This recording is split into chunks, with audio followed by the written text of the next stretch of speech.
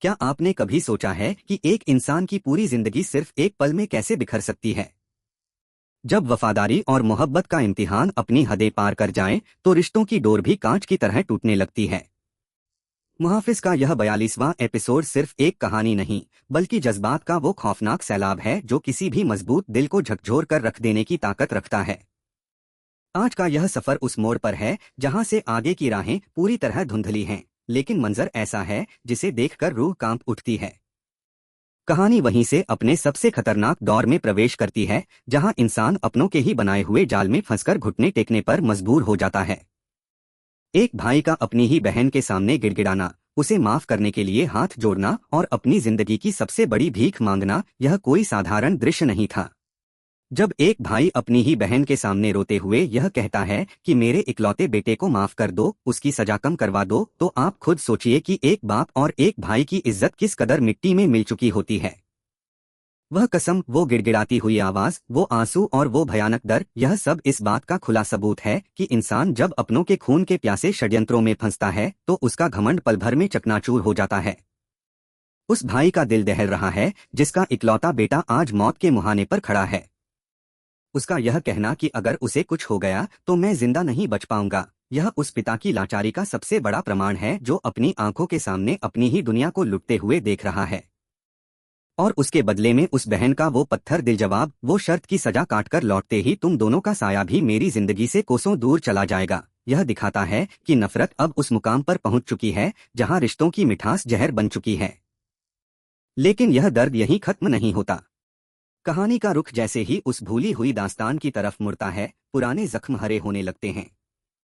वो वादे जो बर पहले कस्में खाकर किए गए थे, आज वही वादे गले की हड्डी बन चुके हैं। वो दिन जब उन्होंने एक दूसरे से यह तय किया था कि अगर लड़का हुआ तो नाम क्या होगा और लड़की हुई तो उसका नाम क्या रखा जाएगा। और आज सालों बाद वही पुरानी यादें और वही वादे हकीकत के रूप में सामने आ खड़े होते हैं। जब जवार के लिए ज़ेब-उन-निसा का हाथ मांगा जाता है तो यह सिर्फ एक साधारण रिश्ता तय करने की बात नहीं होती, बल्कि यह उन पुराने कर्जों को चुकाने का वक्त होता है जो वक्त के तराजू में तौले जा चुके होते हैं। वो मिठाई खिलाने का दिखावा, वो चेहरे पर झूठी मुस्कान सजाकर पुरानी यादों को ताजा करना, यह सब इस बात का जीता जागता सबूत है कि इंसान वक्त और हालातों के साथ चाहे जितना बदल जाए, लेकिन उसके किए गए वादे उसका पीछा कभी नहीं छोड़ते। जवार का इस पूरी परिस्थिति के बीच में खड़े होना, उसकी अपनी उलझने, उसकी मोहब्बत और उसके फर्ज का वो अजीब और गरीब टकराव, यह सब देखकर किसी भी दर्शक का दिमाग सुन्न हो सकता है। क्या कोई इंसान अपनी जिंदगी की खुशियों को ताक पर रखकर सिर्फ इसलिए समझौते कर सकता है कि उसके परिवार ने कभी कोई वादा किया था? जवार की खामोश आंखें और उसके चेहरे पर पसरा सन्नाटा इसी सवाल का जवाब तलाश रहा है। वह जानता है कि अगर वह आगे बढ़ा तो रास्ते में कांटे हैं, और अगर पीछे हटा तो उसके अपनों की इज्जत दांव पर लग जाएगी। यह मानसिक दबाव किसी भी मजबूत इंसान को अंदर से तोड़कर रख देने के लिए काफी है। अब जरा अपनी नजरें उस गहरे अंधेरे की तरफ घुमाइए जहां असली साजिशें रची जा रही हैं। क्या आपको लगता है कि जो चेहरे बाहर से बहुत मासूम और शरीफ दिखाई देते हैं, वही अंदर से भी उतने ही पाक-साफ हैं? बिल्कुल नहीं। इस हवेली की दीवारों के पीछे बंद कमरों के अंधकार में कुछ ऐसा पक रहा है जो आने वाले समय में एक बहुत बड़ा भूचाल लाने वाला है। वे बातें जो सबसे छिपाई जा रही हैं, वे राज जिन्हें दफनाने की लाख कोशिश की जा रही है, वे जल्द ही एक ऐसे भयानक तूफान का रूप लेने वाले हैं जो किसी को भी जिंदा नहीं छोड़ेगा। हर एक किरदार के नकाब के पीछे एक छिपा हुआ स्वार्थ है, एक ऐसी खौफनाक ख्वाहिश है जिसे पूरा करने के लिए वह किसी भी हद तक जा सकता है। और यही इस ड्रामे की सबसे बड़ी ताकत और खूबसूरती है। यहाँ कोई भी दूध का धुला नहीं है। हर कोई अपने निजी फायदों के लिए अपनों की पीठ में खंजर घोंपने को तैयार बैठा है। कोई मोहरा बन रहा है तो कोई चुपचाप इस खेल को पर्दे के पीछे से कंट्रोल कर रहा है। इस पूरे एपिसोड की जो डार्क और सस्पेंस से भरी हुई हवा है, वह दर्शकों की सांसें रोक देने के लिए काफी है। कहानी का यह हिस्सा किसी बेहतरीन साइकोलॉजिकल थ्रिलर फिल्म की तरह आगे बढ़ता है, जहां हर एक कदम पर एक नया खतरा मंडरा रहा होता है। शेयान की मां के चेहरे पर जो खौफ साफ झलकता है, उसकी आंखों में जो अनकहा डर है, वह यह चीख चीख कर कह रहा है कि कुछ बहुत ही भयानक होने वाला है। वह जो बातें सबसे छुपा रही है, उसके पीछे का सच क्या है? क्या वह सच गजाली यूसुफ की उस रहस्यमयी मौत से जुड़ा हुआ है जिसने पूरे खानदान को हिलाकर रख दिया था? या फिर यह कोई और ही राज है जिसे अभी तक पर्दे के पीछे ही रखा गया है। यह सस्पेंस ही तो है जो किसी को भी पल भर के लिए अपनी नजरें स्क्रीन से हटाने नहीं देता। आप जरा उस माहौल की कल्पना कीजिए जहां शेयान सांस ले रहा है। उसे यह तक नहीं पता कि जिस थाली में वह खाना खा रहा है उसमें जहर है या नहीं। उसे यह भनक तक नहीं है कि उसकी अपनी पीठ पीछे कौन सा साया उसे रास्ते से हटाने का षड्यंत्र रच रहा है। यह अविश्वास और अपनों से मिलने वाला धोखा ही इस कहानी को एक अलग ही स्तर पर ले जाता है। और इन सब के बीच आने वाले भयानक मोड़ों की जो आहट सुनाई दे रही है वह किसी तबाही के ऐलान से कम नहीं है। मेरी जो गहरी नज़र इस कहानी के ताने बाने पर है उसके मुताबिक आने वाले पलों में शेयान के सामने एक ऐसा खौफनाक सच आने वाला है जिसे उसने सपने में भी नहीं सोचा होगा। वह सच उसके पैरों तले जमीन खिसका देगा। क्या वह सच उसे पूरी तरह तोड़कर रख देगा या फिर उसके अंदर एक ऐसी आग भड़काएगा जो सबको जलाकर खाक कर दे? ये अनगिनत सवाल ही हैं जो दर्शकों के दिलों में हलचल पैदा किए हुए हैं। शेयान का यह सफर अब फूलों की शैया नहीं बल्कि अंगारों पर चलने जैसा बन चुका है। उसे एक तरफ अपने बाबा की अचानक हुई मौत के गम से उबरना है तो दूसरी तरफ घर के उन भेदियों का मुकाबला करना है जो उसके अपने होने का नाटक करके उसकी जान के दुश्मन बने हुए हैं। हर एक दृश्य को इतनी बारीकी और संजीदगी के साथ गढ़ा गया है कि दर्शक हर एक किरदार के दर्द को अपनी रूह में महसूस करने लगता है। शेयान के बाबा जो अब इस दुनिया में नहीं हैं, लेकिन जिनकी यादें और साया अभी भी उस घर के कोने कोने में गूंज रहा है, वे इस कहानी को एक बेहद भावुक मोड़ दे रहे हैं। हर एक पल, हर एक खामोश इशारा और हर एक छुपा हुआ इशारा किसी न किसी बड़े राज से पर्दा उठा रहा है। और यही सबसे बड़ी वजह है कि आज मुहाफिज का यह सफर सोशल मीडिया से लेकर हर घर की जुबान पर छाया हुआ है। लोगों को अब यह अच्छी तरह समझ आ चुका है कि यह सिर्फ एक आम टीवी ड्रामा नहीं है, बल्कि यह अच्छाई और बुराई के बीच की वो आखिरी जंग है जहां या तो सब कुछ बच जाएगा या फिर राख का ढेर बनकर रह जाएगा। जवार और शेयान की यह साझा कहानी अब उस मुकामुहारे पर खड़ी है जहां से पीछे लौटने का कोई रास्ता नहीं बचता। शेयान को अब अपने अंदर की उस सोई हुई ताकत को जगाना होगा जो उसे उसके हक के लिए लड़ना सिखा सके। क्या वह इस अंधेरे को चीरकर रोशनी की तरफ बढ़ पाएगा? यह सवाल आज हर देखने वाले के दिल में एक धक धक पैदा कर रहा है। अभी तो इस खौफनाक कहानी की असली शुरुआत हुई है और अगला हिस्सा इससे भी ज्यादा रोंगटे खड़े कर देने वाला है। क्या आप तैयार हैं उस छुपे हुए सच का सामना करने के लिए जो इस पूरी कायनात को बदल कर रख देगा? इस सफर के अगले हिस्से में हम देखेंगे कि कैसे पर्दे के पीछे छिपे हुए चेहरे बेनकाब होते हैं और कैसे धोखेबाजों का हिसाब चुकता होता है। अब इस कहानी के अगले हिस्से में प्रवेश करते हैं जहां से सस्पेंस का दायरा और भी ज्यादा भयानक और संकुचित होता चला जाता है। जब धोखे की परतें एक एक करके उधड़ने लगती हैं तो अपनों के चेहरों पर सजे हुए मासूमियत के नकाब भी खुद ब खुद नीचे गिरने लगते हैं।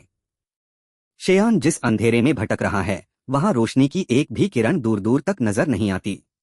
उसके इर्द गिर्द बिछाया गया यह षड्यंत्र इतना शातिर है कि उसे यह समझ ही नहीं आ रहा कि वह किस पर भरोसा करे और किससे अपनी जान बचाए।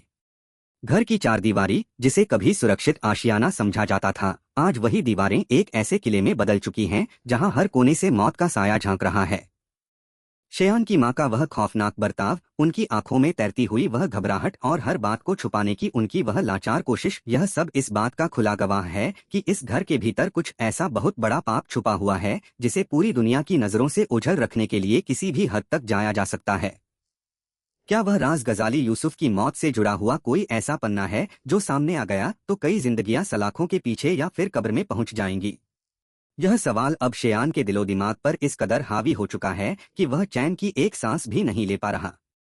दूसरी तरफ हवेली के बाहर जो खेल चल रहा है वह किसी खूंखार शिकारी के जाल से कम नहीं है। जवार और उसके साथियों की हर एक चाल पर पैनी नजर रखी जा रही है। कोई ऐसा है जो दुश्मन के खेमे में बैठकर भी अपनों को ही बर्बाद करने की कसम खा चुका है। यह अंदरूनी गद्दारी ही इस कहानी का सबसे दर्दनाक और खतरनाक पहलू है। जब अपने ही पीठ में खंजर घोंपने के लिए तैयार बैठे हों तो बाहरी दुश्मनों की जरूरत ही कहाँ रह जाती है। जवार इस बात को अच्छी तरह भांप चुका है कि अब वक्त सिर्फ सोचने का नहीं बल्कि आर पार की लड़ाई लड़ने का है। लेकिन उसके रास्ते में रुकावटें पैदा करने वाले खुद उसके अपने घर के वे साए हैं जिन्हें वह चाहकर भी तुरंत सजा नहीं दे सकता। रिश्तों की यह मजबूरी, फर्ज का यह भारी बोझ और अपनों को बचाने की यह जिद जवार को एक ऐसे चौराहे पर लाकर खड़ा कर चुकी है जहां से अगर उसने एक भी गलत कदम उठाया तो सब कुछ पल भर में नेस्तनाबूद हो जाएगा। आप जरा उस मानसिक प्रताड़ना की कल्पना कीजिए जिससे शेयान इस वक्त गुजर रहा है।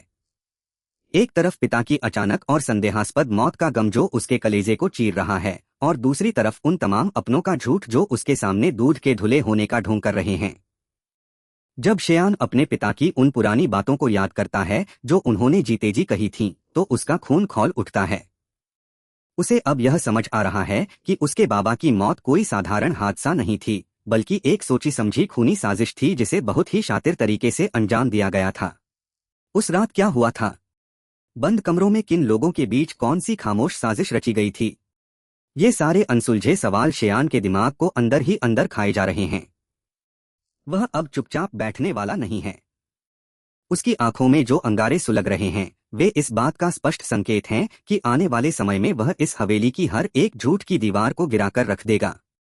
लेकिन यह सफर इतना आसान भी नहीं होने वाला। जैसे जैसे शेयान सच के करीब पहुंचने की कोशिश करता है, वैसे वैसे उसके रास्ते में नए नए कांटे बो दिए जाते हैं। उसे डराने के लिए, उसे रोकने के लिए हर वो गंदा हथकंडा अपनाया जा रहा है जो एक इंसान को मानसिक रूप से तोड़ कर रख दे। कभी उसे उसके अपनों के ही जरिए यह यकीन दिलाने की कोशिश की जाती है कि वह जो सोच रहा है सब गलत है, तो कभी उसे चुप रहने की प्रत्यक्ष या अप्रत्यक्ष धमकियां दी जाती हैं। पर शेयान का जिद्दी और बागी तेवर अब किसी के रोके रुकने वाला नहीं है। उसने ठान लिया है कि चाहे आसमान जमीन पर क्यों न आ जाए, वह अपने पिता के कातिलों को बेनकाब करके ही रहेगा। यह जिद ही उसे इस खौफनाक दौर में जीवित रखे हुए है। कहानी का यह पड़ाव हमें यह सोचने पर मजबूर कर देता है कि आखिर एक इंसान के भीतर लालच और सत्ता की हवस किस हद तक अंधेपन की आग भड़का सकती है। पैसे की भूख, हवेली और जायदाद पर कब्जा करने की वह अंधी दौड़ इस परिवार के कई चेहरों से इंसानियत का नामोनिशान मिटा चुकी है। वे अपने ही खून का सौदा करने से भी नहीं हिचकिचा रहे हैं। और यही वह कड़वी सच्चाई है जो इस ड्रामे को एक साधारण कहानी से ऊपर उठाकर मानवीय मनोवृत्तियों का एक खौफनाक दस्तावेज बना देती है। दर्शक जब पर्दे पर इन किरदारों के गिरते हुए स्तर को देखता है तो उसके भीतर भी एक अजीब सी सिहरन दौड़ जाती है। अब देखना यह है कि जब शेयान अपने हाथों से इस सारे झूठ के जाल को फाड़कर उस आखिरी सच तक पहुंचेगा, तब इस घर के उन चेहरों का क्या होगा जो अब तक अपनी शेखी बघारते आए हैं। क्या वे अपनी गलती मानेंगे या फिर किसी और बड़े षड्यंत्र को अंजाम देकर इस सच को हमेशा के लिए दफनाने की कोशिश करेंगे? यह सस्पेंस अब अपने चरम पर पहुंच चुका है और आने वाला हर एक पल दर्शकों की धड़कनों को थाम लेने के लिए काफी है। इस सफर के अगले और अंतिम पड़ाव में हम देखेंगे कि कैसे न्याय की यह आग सब कुछ जलाकर एक नया सवेरा लेकर आती है, या फिर यह पूरा खानदान इस नफरत की चिता में हमेशा के लिए जलकर खाक हो जाता है। शुरुआत होती है उस रात के उस खौफनाक मंजर से जिसे अब तक बहुत ही शातिर तरीके से एक साधारण हादसे का नाम देकर छुपाया गया था। शेयान जब अपने पिता की निजी डायरी और उन अधूरे कागजातों तक पहुंचता है जो हवेली के सबसे गुप्त तहखाने में दफनाए गए थे, तो उसके पैरों तले की जमीन खिसक जाती है। वह कागजात कोई साधारण दस्तावेज नहीं थे, बल्कि वे इस बात का अकाट्य सबूत थे कि गजाली यूसुफ की मौत कोई कुदरती या इत्तेफाकन हुआ हादसा नहीं था, बल्कि एक सोची समझी, ठंडे दिमाग से रची गई खूनी साजिश थी। उस रात किसने किसके साथ मिलकर जहर का प्याला तैयार किया था, किस बंद कमरे में बैठकर जायदाद के इन भूखे भेड़ियों ने अपनों की लाश पर सौदा किया था, वह सब कुछ अब साफ साफ कागजों पर काले अक्षरों में दर्ज था। शेयान की आंखों के सामने जब यह सच्चाई आती है तो उसका कलेजा चीर कर रख देने वाला दर्द गुस्से की एक ऐसी भयानक आग में बदल जाता है जिसके आगे पानी भी खौफ खाने लगे। वह समझ जाता है कि जिस घर को उसने अपना मंदिर समझा था वह असल में कसाईयों का एक ऐसा अड्डा था जहां इंसानी रिश्तों की बलि दी जाती है। लेकिन इस सच्चाई तक पहुंचना इतना आसान नहीं था। जैसे ही शेयान ने इस राज से पर्दा उठाने के लिए अपना पहला कदम बाहर की तरफ बढ़ाया, हवेली के अंदर भूचाल आ गया। वे चेहरे जो अब तक बहुत मासूमियत का नकाब पहनकर उसके सामने हमदर्द बनने का ढोंग कर रहे थे, वे अचानक अपने असली और भयानक रूप में सामने आ गए। घर के बड़े बुजुर्ग जिन्हें शेयान अपनी ढाल समझता था, वही असल में इस पूरी तबाही के मास्टरमाइंड निकले। उनका वह झूठा प्यार, उनकी वह मीठी बातें और उनका वह हर एक नाटक पल भर में हवा हो गया। जब शेयान ने उनके सामने उन दस्तावेजों को लाकर पटका तो उनके चेहरों का रंग उड़ गया। उस वक्त कमरे में जो सन्नाटा पसरा वह किसी तूफान के आने से ठीक पहले की खामोशी जैसा था। उस सन्नाटे को चीरते हुए जब शेयान की दहाड़ गूंजी तो हवेली की दीवारें तक कांप उठीं।